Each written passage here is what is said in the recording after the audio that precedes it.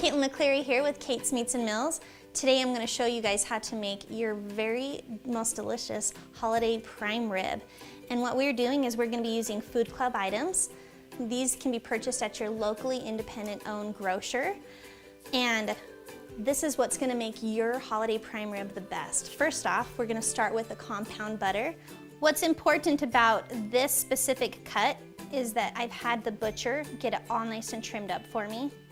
As you can see, it's tied, because when you're doing a prime rib, you want a nice, uniform, tight piece because you want even doneness throughout your entire cut of meat. Now that we've got our compound butter on, we're gonna finish topping this with garlic salt and a little bit of pepper. We're going to be putting it cold into the oven at 225 degrees.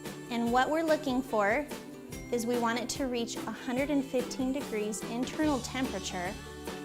And at that point, we're going to remove the meat, foil tent it, increase our oven to 450 degrees, and then finish it off with the final sear.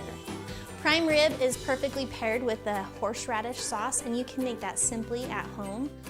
Sour cream, prepared horseradish, little garlic, salt, and pepper.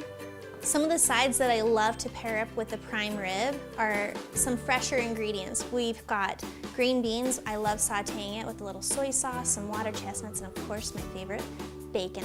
The rolls that you can get at your locally owned independent grocer are fantastic to pair with your dinner.